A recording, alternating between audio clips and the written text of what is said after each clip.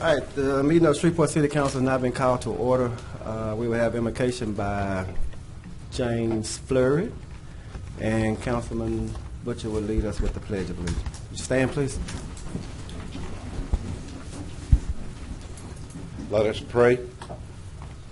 O gracious, kind Heavenly Father, we come today as joining together in this work session to make decisions.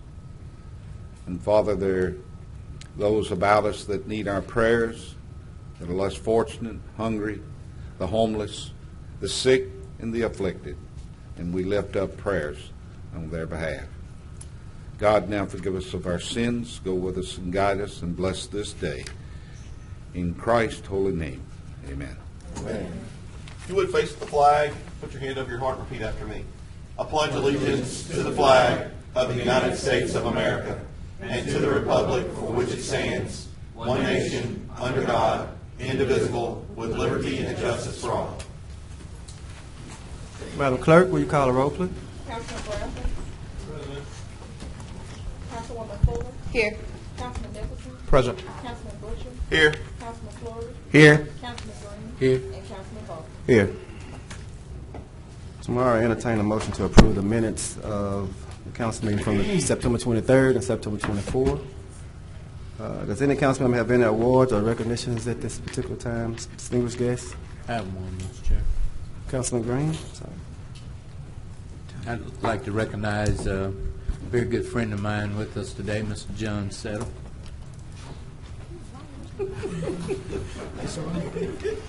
Thank you, Mr. Chair. All right. Councilman Nicholson. Mr. Chairman, I'd like to recognize and ask to come forward Chris Holloman, the president of Centenary College.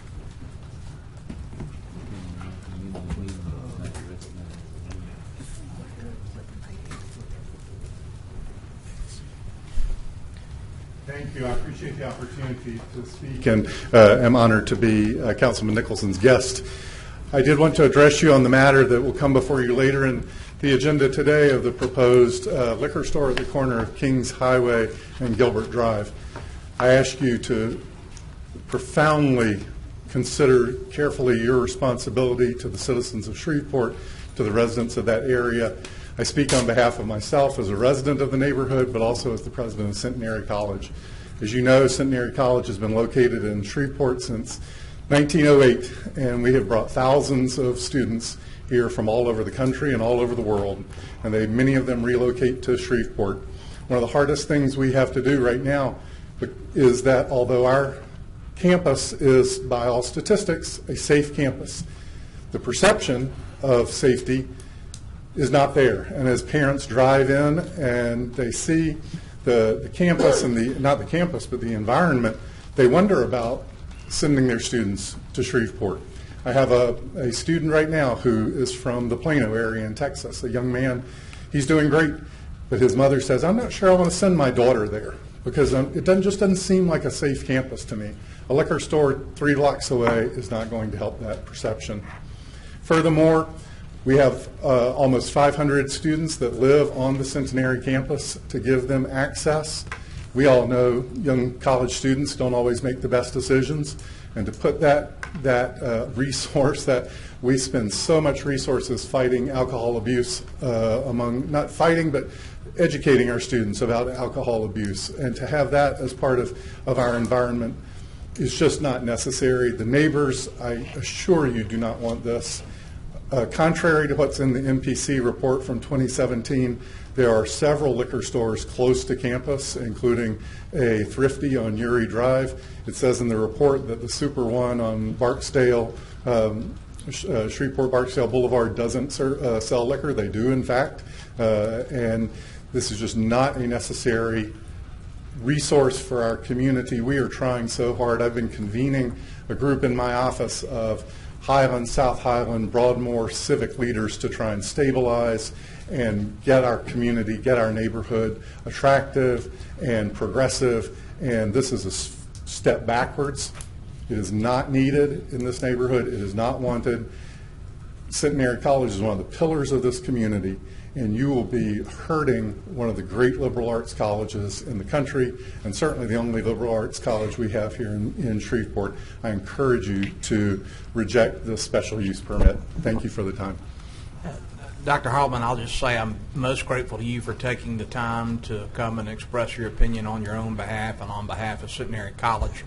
You're, of course, correct that Centenary is just absolutely one of the city's crown jewels, and it would be a shame to harm that community in any way by locating a liquor store in the proposed location. Thank you. Thank you. Councilman Butcher? Dr. Holloman. Oh, I'm sorry. Yes, sir. Yes, sir. Thank you very much. We just moved to Shreveport 3 years ago, so I haven't had a chance. No. I just wanted to thank you as well for Centenary. I have a vested interest there. My daughter attends there. She'll finish in December.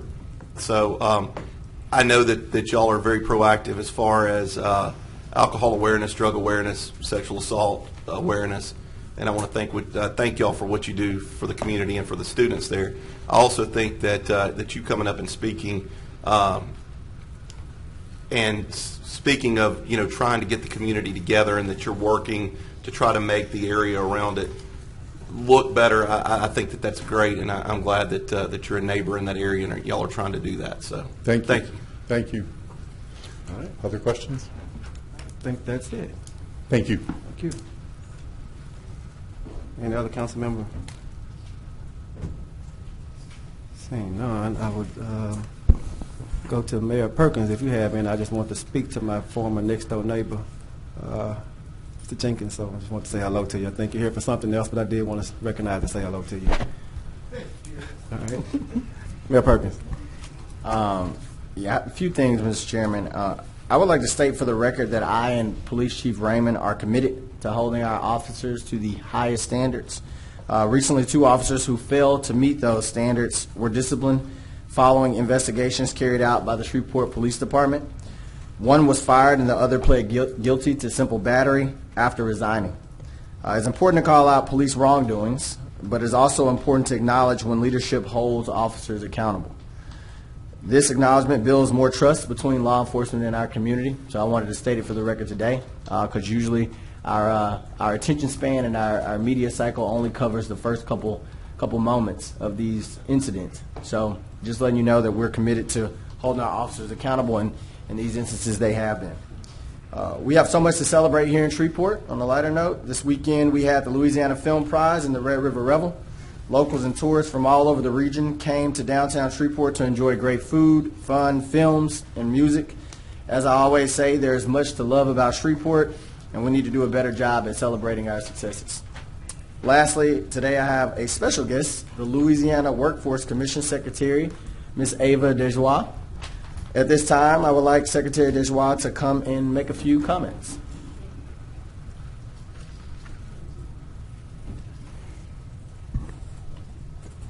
Thank you, Mr. Mayor, council members. It is indeed an honor to be here with you all in Shreveport today. I get to visit North Louisiana enough to, they're going to give me a little citizenship card. So it's good to have a South Louisiana girl in North Louisiana, so thank you all. I'd, of course, like to recognize Herman Vital, who heads our local workforce, you all's local workforce development board here, as well as members of my team, Deputy Secretary Kenneth Farrell, and Herbert Dixon, who is our outreach coordinator at the Louisiana Workforce Commission. So we are, of course, your State Department of Labor. We handle unemployment insurance, workers' comp, and workforce development issues. But simply stated, our job is really one thing, to put people to work. So we've been here today meeting with various business partners, community leaders, talking about what we've been doing in the Shreveport area to put people to work.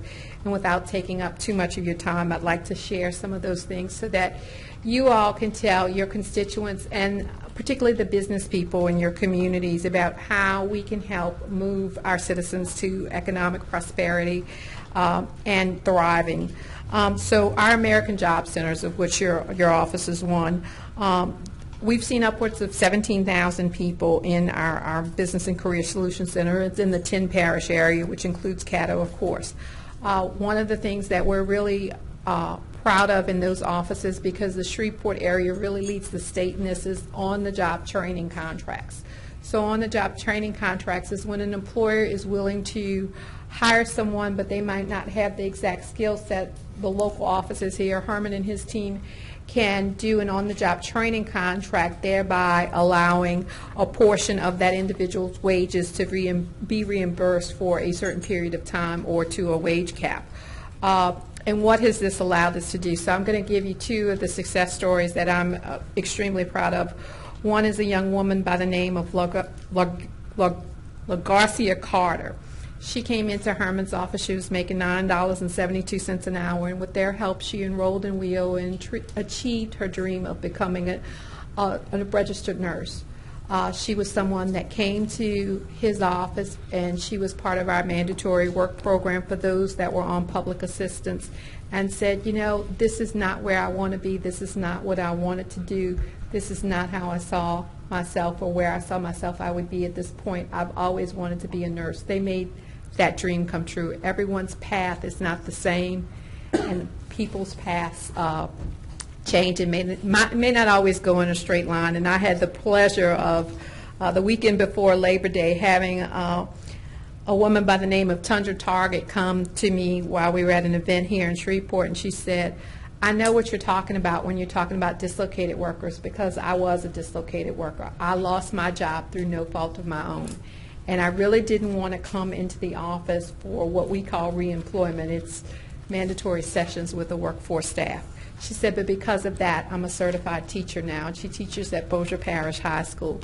These are the lives that your team changes every day. It's how they make a difference, and we're making a difference for those individuals and those companies as well.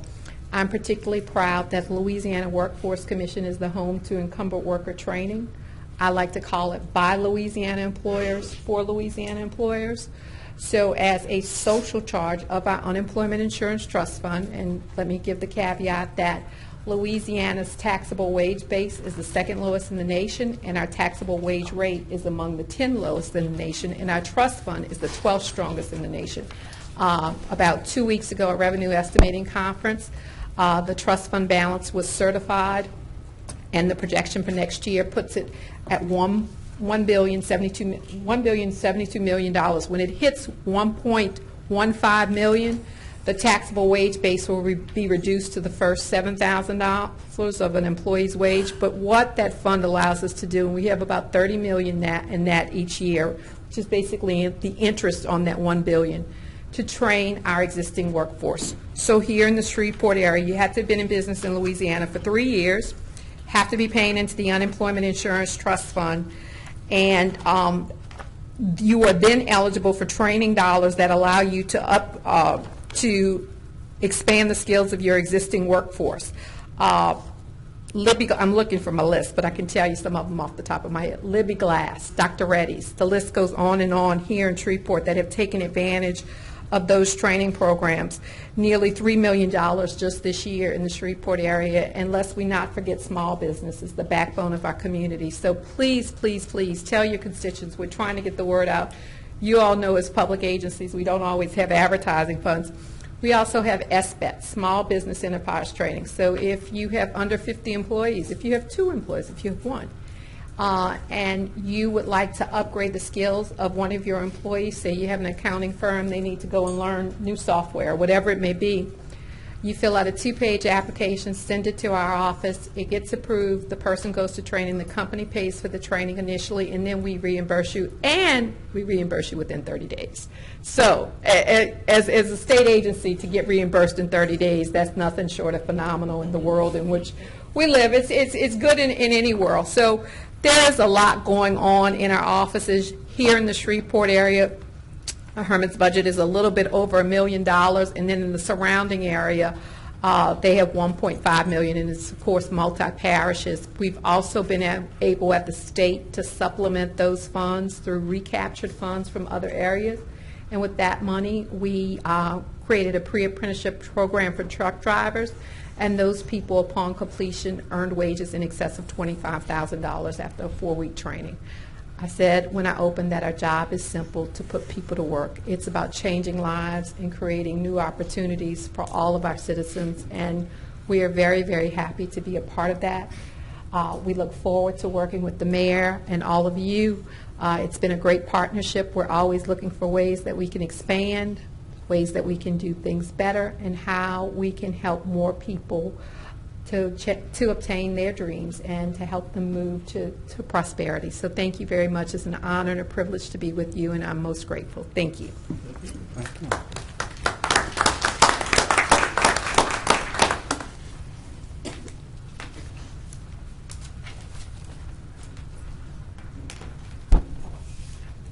That's all, Mr. Chairman. That's it?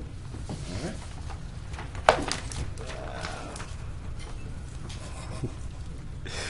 Mr. Green, would you come forward, please? Does any member have any questions or concerns relative to property standards at this time? Seeing none, I know we discussed whatever we talked about, so if that's fine, then that's all I had. Okay. I'm going to be sending you an email. All right. We have a collection plan, revenue collection plan report tomorrow. I sent it just moments ago. It should Okay. be in your inbox. All right. And Ms. Creel, surety bonds, I will have that for you guys by tomorrow. okay. I don't believe there have been any changes from the last Probably month. the same. Will we have it by 8 o'clock in the morning, or about what time? Before the meeting tomorrow. Before noon or afternoon? Before the meeting tomorrow. Okay. All right. No public hearing. Ms. Jones, will there be any legislation added tomorrow? We're not aware of any. All right. We have the following request to speak. Mr. Bill Weiner.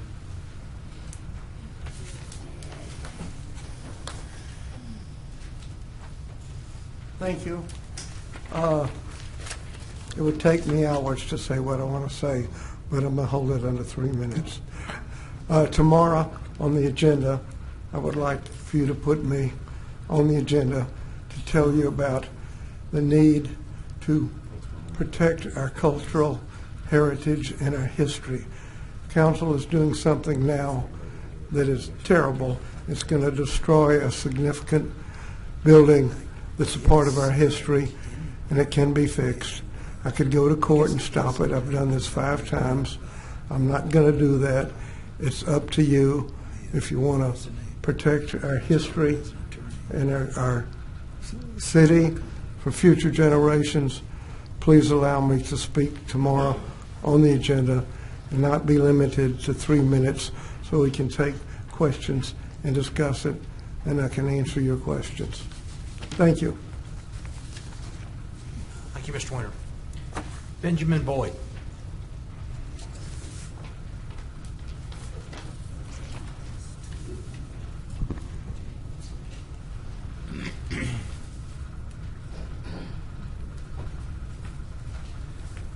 How's everyone doing? I think the mayor spoke a little on this, but I didn't get the whole gist of it, so I would like to make a statement and then hopefully get an answer to my question. All right. I'm sorry, would you please state your name and your My address? name, my address? Both, yes, sir. My name is Benjamin Boyd, 7710 East Kings Highway. Thank you. About a month ago on August the 5th, a citizen of our community was kicked in the head. And I know we've probably been over this, but I have to get some clarity because it kind of hurt my heart. He was kicked in his head like it was a football with no less a combat boot. I couldn't believe it. I thought it was back in 1960. The mayor in one of his speeches, and I'm just paraphrasing, he said, we as a city have to get away from black and white and move forward. I agree with that totally. But you know, you won't let us. Somebody won't let us.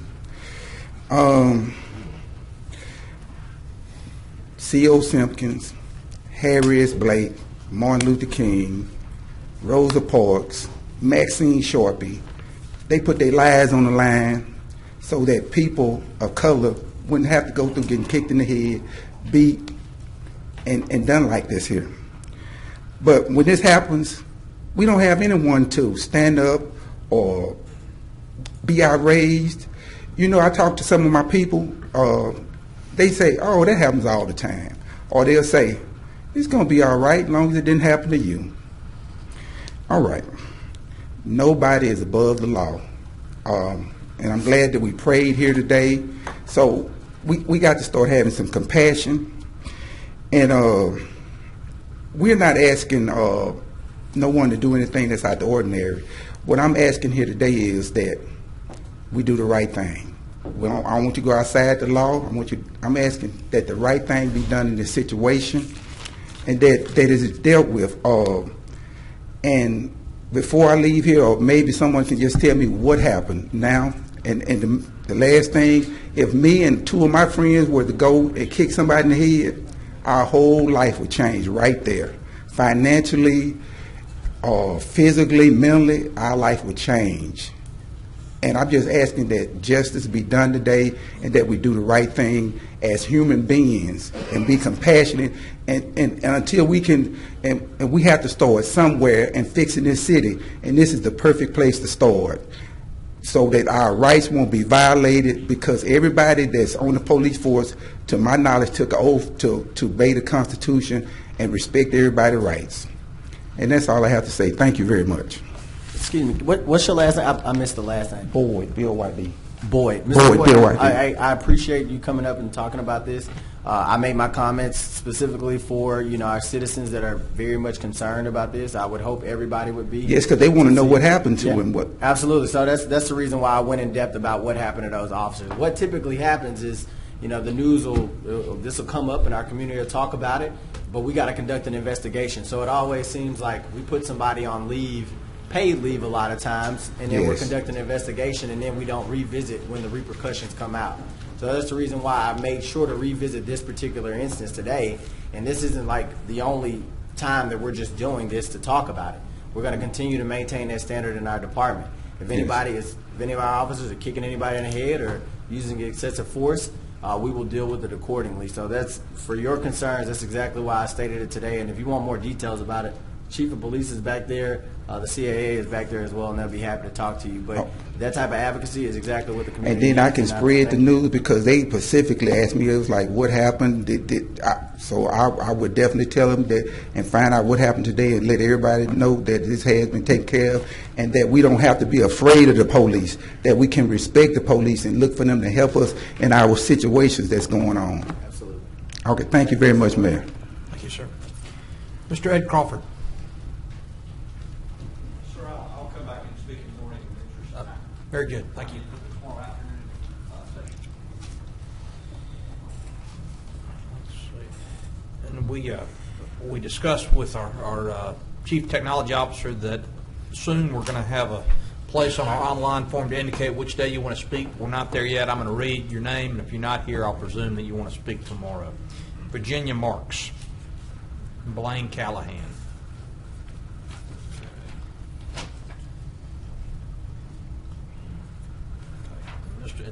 I believe those are all the requests to speak, Mr. Chairman. All right. We have the following. We have some appointments to be considered.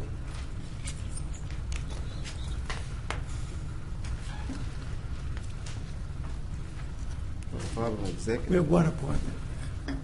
Which is Assistant to Superintendent of Street and Drainage. Yeah, we spoke to him. We already talked to him. He's here, though, right? We already spoke to him, correct? Yes. Okay. I didn't know if nobody missed it. I don't know what the items on the consent agenda. And Ms. Jones? See, under Section B, Resolution 124, a resolution authorizing Christina V. McKay at 1240 Leonard Road to make a connection to the City of Shreveport's water and or sewer system. Under Section 9, Section A, resolutions on second reading and final passage. Resolution 120, authorizing the mayor to accept a donation in the amount of $150,000 from AEP SWEPCO to be utilized by Sportran for the purchase of an overhead fast charging station for the electric bus fleet. Ordinance 121 is authorizing the mayor to accept an assistance to firefighters grant in the amount of $52,181.81 for the FEMA and the Department of Homeland Security to be utilized by the Shreveport Fire Department for the purchase of EMS training aids. Resolution 122 is authorizing the acceptance of a $500,000 National Park Service African American Civil Rights Preservation Grant through the U.S. Department of the Interior, and to authorize the mayor to execute any documents associated with the grant. Resolution 125, a resolution for the certification of compliance with the State of Louisiana Off-System Bridge Replacement Program. Mr. Chairman, we have a guest, and I don't know if he wants to sit through the whole meeting, but if we could get the clerk's report now, I think that would be beneficial to our guests. So if I could ask that we suspend the rules to hear the clerk's report and speak with our guests, if that's in order. Is that a motion? I so move. I'll second. Been moved by Councilman Bradford, second by Councilman Green. Councilman Green, to suspend the rule. Clerk's report. To deal with item number 1 on the clerk's report, Mr. Chairman.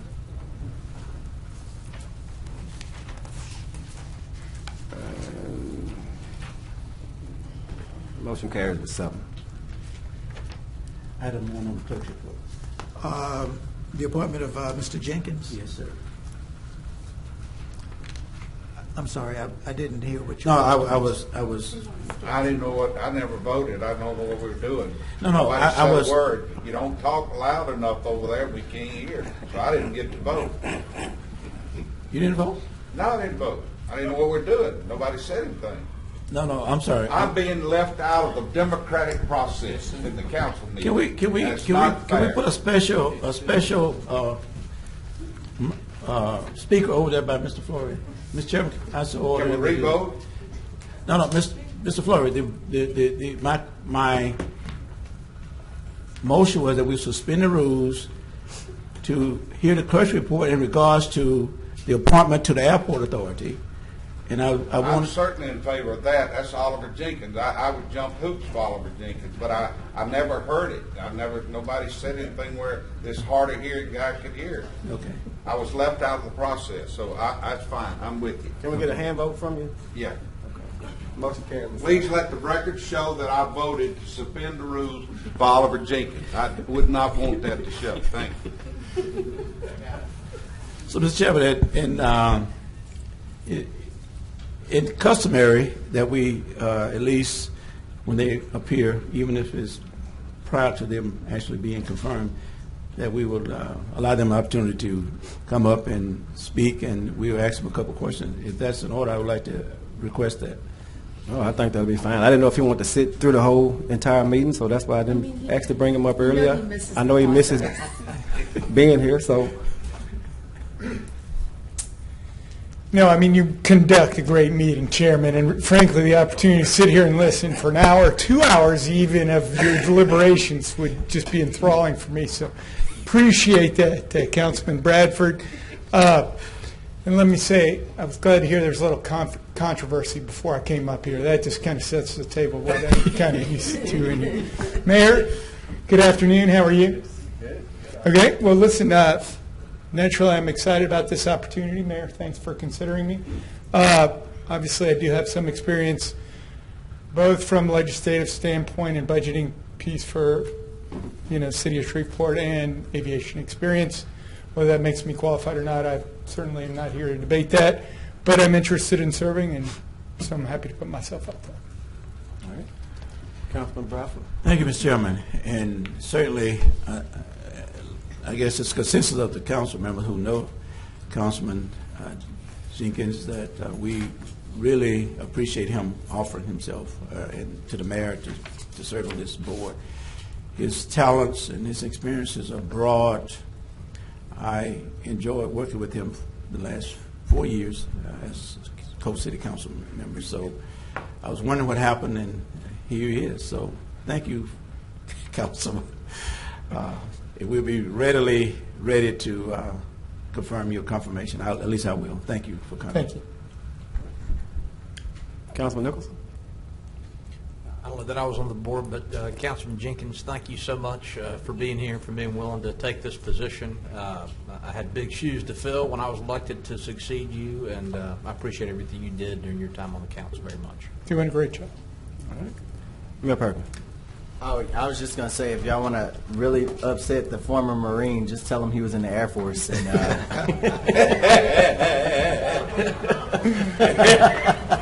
My aspirations are much higher. Thank you.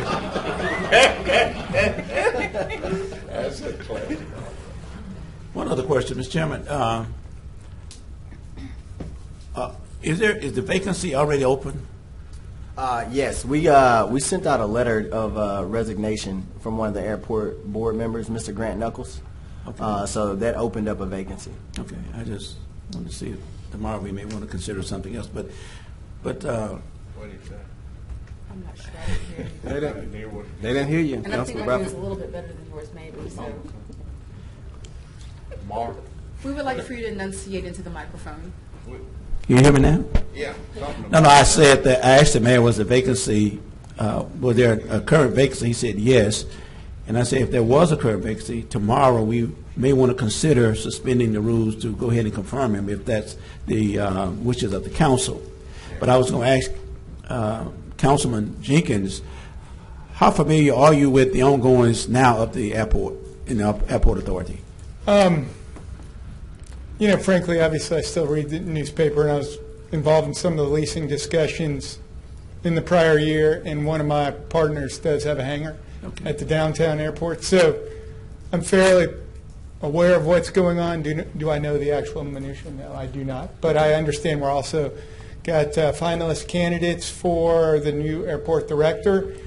If you did see to acknowledge this appointment and I could be involved in that process, that'd be great. But if it doesn't happen for another 2 weeks, totally understand that as well. Sure. And certainly I trust, we worked together 4 years, so I trust your judgment, and I know you would do your due diligence and being prudent in your responsibilities at the airport as well. Sure. So, thank you. All right. No, I don't have too much to say. I appreciate your service. That's it. I appreciate having you for my next door neighbor for some years, and some of the knowledge that you brought to help me along the way while I was here at that time, and I'm sure you'll do well on the airport authority. Councilman Fleury. Thank you, Mr. Chairman. Oliver, thank you for willing to do this. I know you've been concerned about the price of oil, but it will come back, believe me. But thank you so much for willing to do this. It's we just couldn't thank you enough. Thank you. I think that's it. Anything else? No, we're good. Thank you, gentlemen. Thank you, sir. And ladies, excuse me. Sorry about that. Mr. Chair, Have a good evening. Councilman Green. if it's all right, I'll bring the church handheld mic tomorrow so we can All it is another 2 inches of neck here.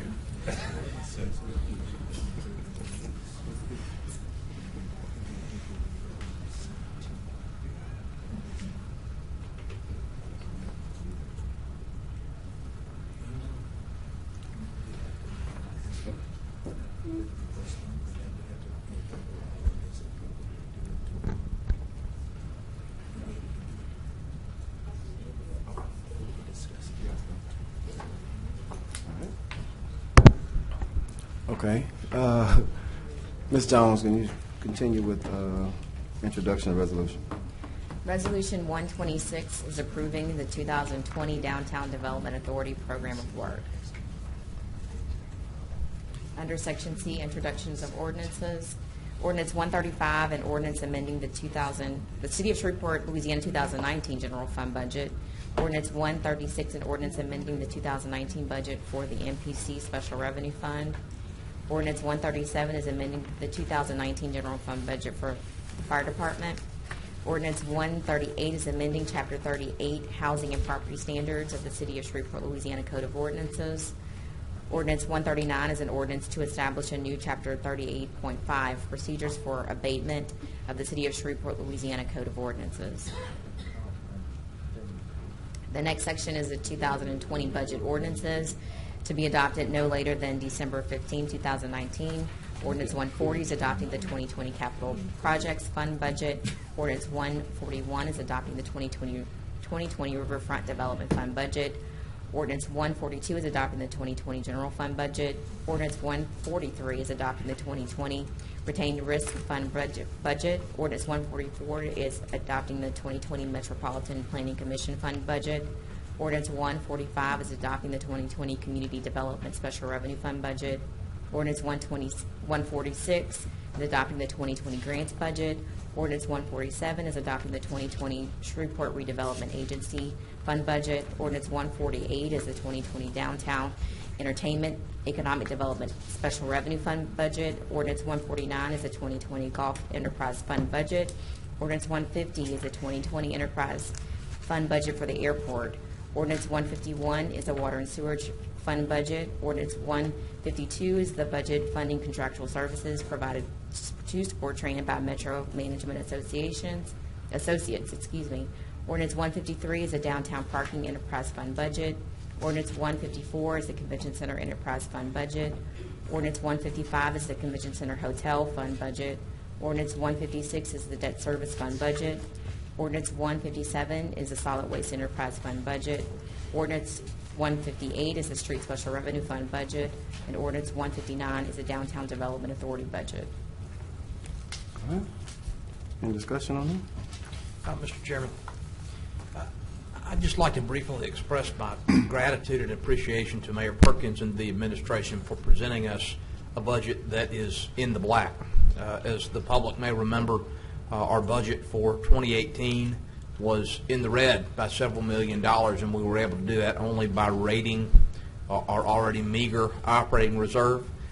I'm not saying, Mr. Mayor, that I might not find a few more things I'd like to cut between now and December, but you and your staff have moved us millions of dollars in the right direction, and I very much appreciate that on behalf of my constituents.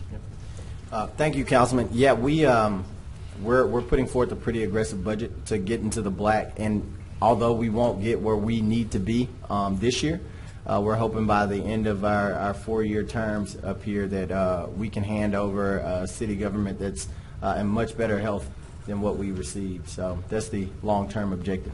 Thank you, sir. All right. Thank you. Councilman Fleury? Now, Councilman Nicholson, you scared me with that, the statement there about you might see. Now, you be sure to cut Willie Bradford and James Green. Don't you come down there and be cutting on my stuff. Well, I'm going to cut to my left and my right, but nothing in my Don't be coming down there cutting on my stuff. All right. Ms. Jones, would you continue with ordinance on second reading and final? As long as I got the school guard job, I'm good.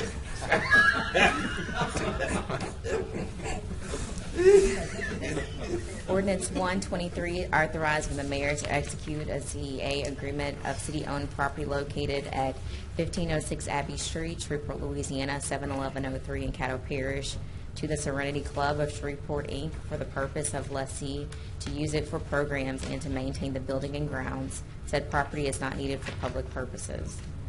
Ordinance 127 is amending the 2019 budget for the Street Special Revenue Fund. Ordinance 128 is amending the 2019 capital improvements budget. Ordinance 129 is amending the 2019 Community Development Special Revenue Fund budget. Ordinance 130 is amending various articles and sections of the City of Shreveport, Louisiana Unified Development Code. Ordinance 131 is amending the MPC fee schedule for the Unified Development Code relative to fees for wireless communications and facade review. Ordinance 132 is case number 19-344-C, an ordinance to amend the official zoning map of the city's UDC by rezoning property located on the north side of West Burcoons Industrial Loop, approximately 150 feet east of Southwood Drive, Shreveport, Caddo Parish, Louisiana, from C4 Heavy Commercial District to C4 Heavy Commercial District with Small Planet Unit Development.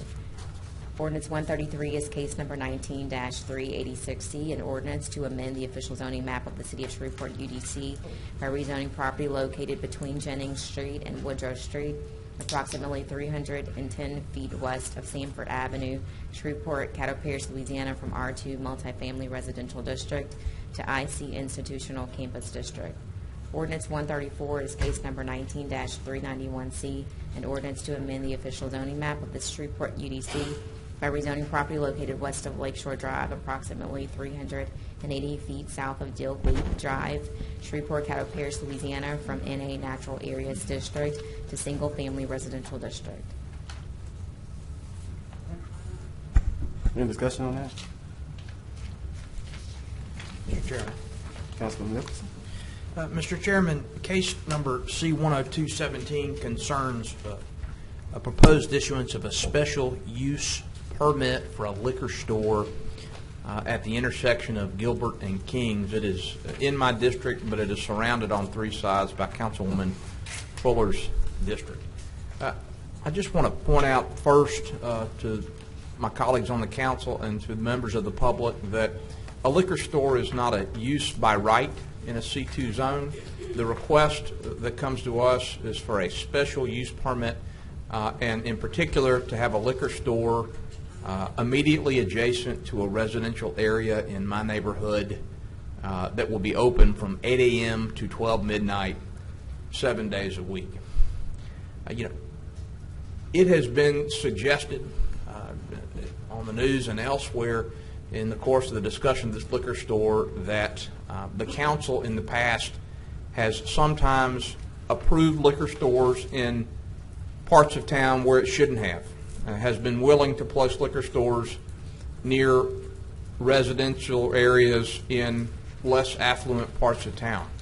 And I think that's right. I think that the council in the past, in some cases, has been too ready to approve liquor stores in residential neighborhoods in parts of town where they have brought all the harms that we know liquor stores bring with them. And so I'm going to ask my colleagues to join me in refusing to issue this liquor store permit because of the harm it will do to this neighborhood in my district, because we have received the signatures of more than 1,000 citizens to express their opposition to this liquor store. But in conjunction with that request, I make this promise to you. For as long as I serve on the council, I am going to consistently oppose the placement of stores that sell hard liquor in areas adjacent to private residences. I just don't think they belong there, and that's true whether you're talking about an affluent neighborhood, a poor neighborhood, or anything in between. So I do appreciate the opportunity to make those remarks, Mr. Chairman, and I ask for my colleagues' consideration on this matter. Thank you. All right. Councilman Bradford. Mr. Chairman, I certainly appreciate the councilman's sentiments. But I want you to know that out of all the applications that have come before this council since I've been on it, previous council, this applicant has been treated the most unfairly. The most unfairly. This has been litigated, and it was litigated thoroughly in the sense that the applicant runs a very, very replicable business. This is not the typical liquor store that you think that are littering some inner city communities where loitering and drinking is allowed on the premises, where a lot of undesirable activity occur. The owner of this establishment, proposed establishment, who has been patiently for 2 years waiting for a decision from the courts, to only find out that the courts remanded it back to this body, who has spent thousands and thousands of dollars in litigation that he was drawn into for no reason of his own, other than there was some parties and entities that put up the resistance. Now, when we voted on this 2 years ago, it was a tie vote, 3-3, when the councilman was out. I immediately asked that we will reconsider this at the next meeting. it was the city attorney who said that the tie vote upheld the ruling of the MPC, who had said that that the special permits usage could be awarded. And it appears that 2 years later, the courts have the same opinion that we should have reconsidered that at this body, at this level, and it would have never been drug out for 2 years. Now again, this establishment, proposed establishment, there's the owner operates one store. He's an African American. He operates one store, and out of all the liquor stores in Shreveport, he's the only African American that owns and operates a liquor store. And again, they're flooded throughout inner city communities, but his store that he operates now and the store that he proposed to operate would be a first-class operation. He gives back to the community through various entities, nonprofits, where he sponsors at-risk kids and other entities that provide wholesome activities for young people. And I just think it's wrong for us not to give this gentleman an opportunity to operate a store, to make a living. He has been deprived of that for 2 years. I can only imagine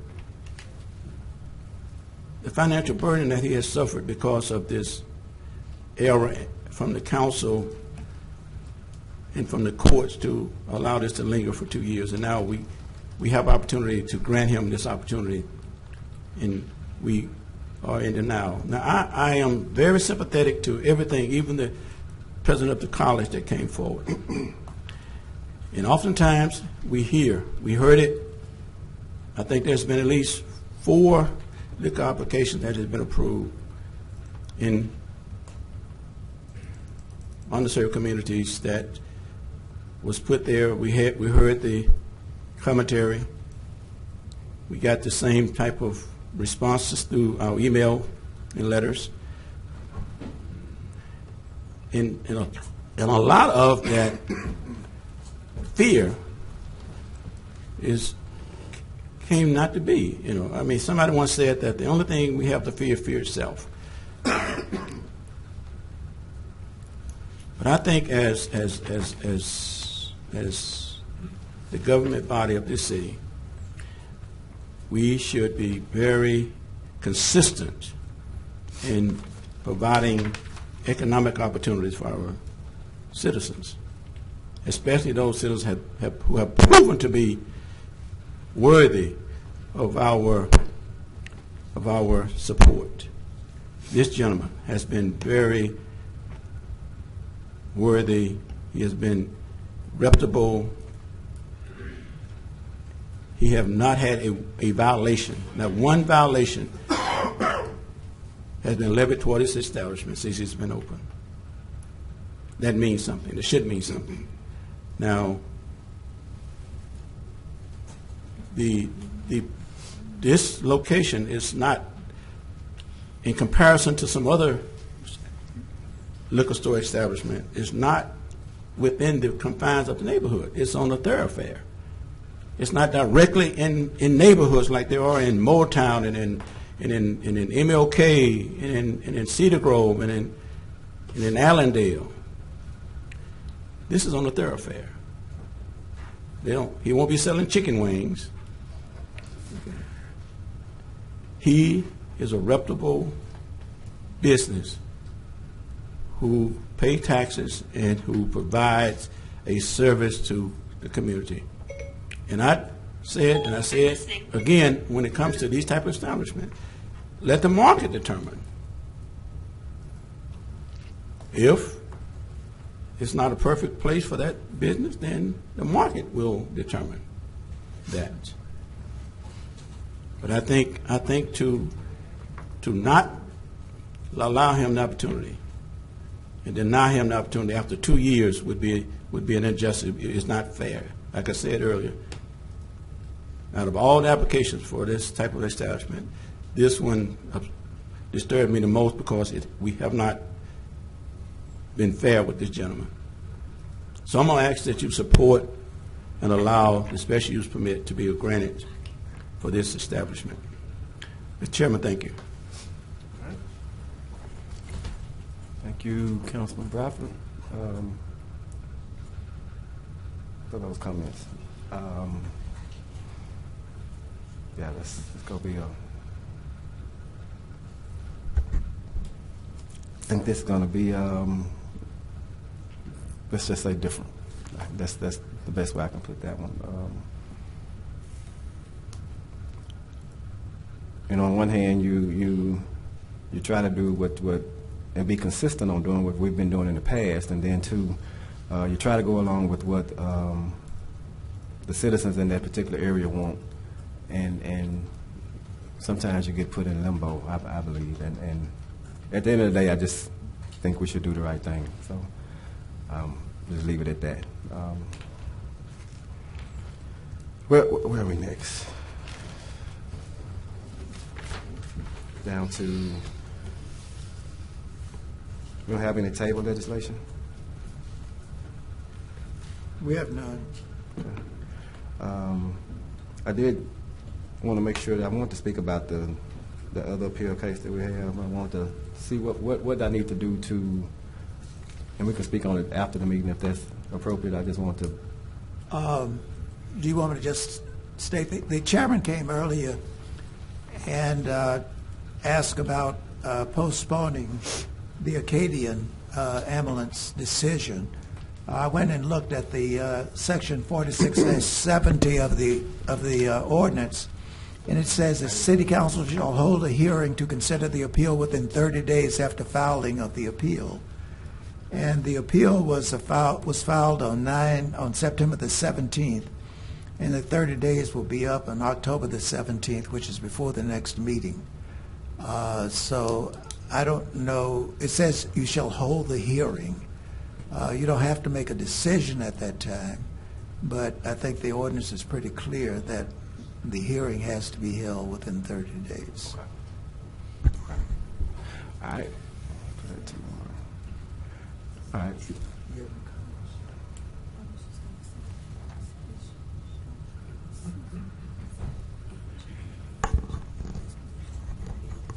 Within 30 days after the hearing.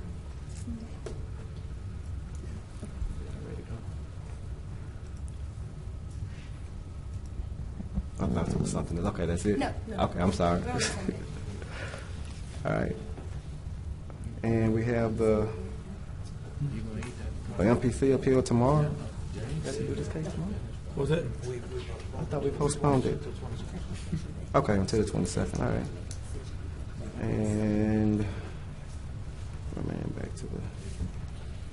Are there any other appeals then, Mr. Thompson?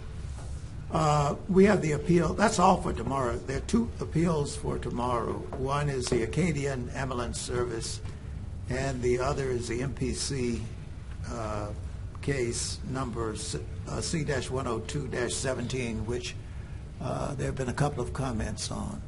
So the other appeal that we have will not be until the next council meeting. Okay. Are there any reports from officers, boards, or committee?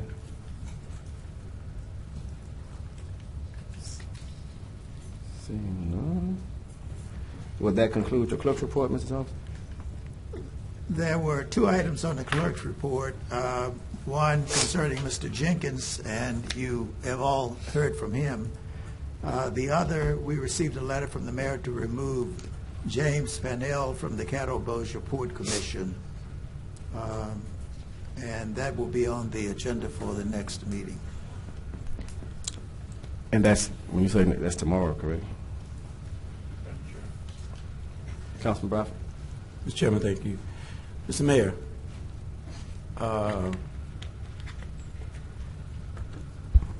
I trust, after conferring with the commissioners, that you concur with their reasoning for asking to remove Mr. Pannell? I do, Councilman. This is something that was brought to us some time ago, and I told them to, be patient, be diligent, with how you go forward with this, and it reached a point to where they couldn't it started to disrupt their meetings and the productivity of the port, which is a huge economic anchor in our community, very significant to our community. But it got to the point where it was just disrupting business, and a huge majority of the board members all said that it would be better if he was to be removed. So yes, after talking to most of them, after seeing the note that they wrote, I agree with them. Mr. Mayor, and I just conferred with the city attorney. I got a call from Mr. Purnell. Mr. Purnell's a friend of mine. And Mr. Purnell said to me, and I think he's intending to be here tomorrow, he's saying that that this is a retaliatory effort, move against him for exposing some wrongdoings at the port. Now, I just conferred with the city attorney, and I think his intent is to come before the body and try to express or to share some of that wrongdoing. She suggested that this is not the venue for that.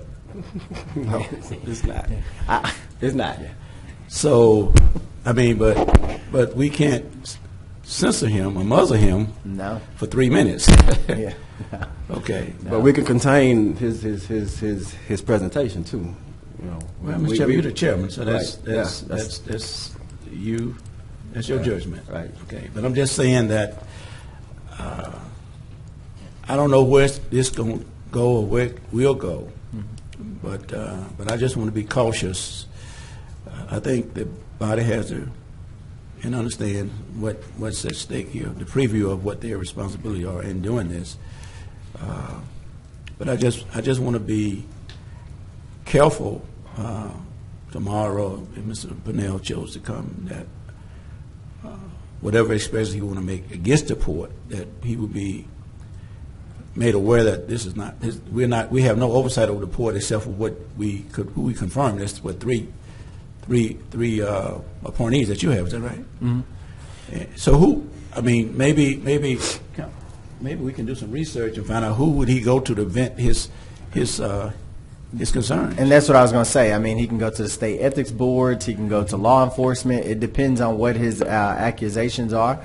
But it's interesting because that's one of the things that the board members said that they kind of took them past their breaking point was the accusations that he sent towards each and every board member at every meeting and how disruptive he was. So I don't doubt that he'll be here tomorrow, and I'm sure he'll voice his opinion about things. But this body isn't the body that he should be taking up those issues with. And I'll also be asking the council if we can suspend the rules in order to expedite this so that we don't have multiple council meetings where we're dealing with the same thing. So I hope everyone takes that in consideration tomorrow so that we can go forward. And the last thing I want to say is that this is quite the exception.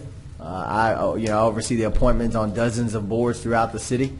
This is the first time, and personalities, people don't get along with other board members occasionally, but this is the first time I've received a letter from all but one board member saying that this person should be removed, stating, with various causes attached to it. So I wouldn't be doing this to Mr. Parnell had there not been, exceptional circumstances, and that's what we'll be faced with this particular instance.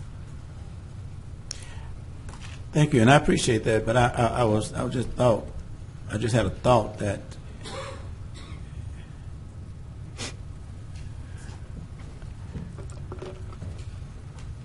a new standard to be established that if you don't want somebody, you get everybody to agree to kick them off the board. I don't know if that's a hard standard and a high bar to meet. Just imagine if the council had to get.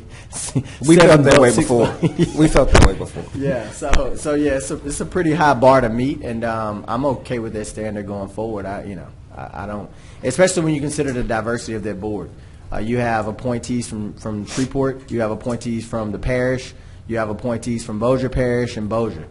So it's no homogenous block. That's a natural homogenous block. Everybody's coming to that board with various experiences, coming from various organizations and represent various organizations with various interests. So for them to rally around one issue and think that it's for the well-being of the board to remove a member, I think that speaks volumes about this particular situation. Okay. Mr. Clerk, is this a two-reader?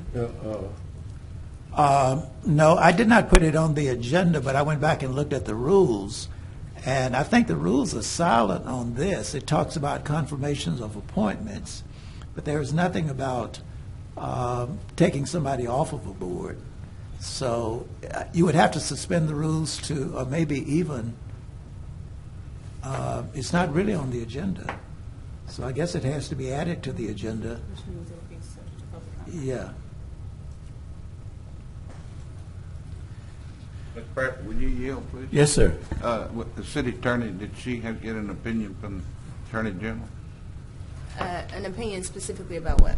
about this, having to put this on there on the removal letter? No, sir, I Does wasn't. the charter require us to vote on a removal? The legislation indicates that it has to be confirmed, that the removal has to be confirmed That's what I'm asking, yeah. by the council. I did not request a AG opinion on this because one had been previously issued dealing with that issue. But you did refer to the Attorney General. I did. Okay, that's what I mean. And it says that.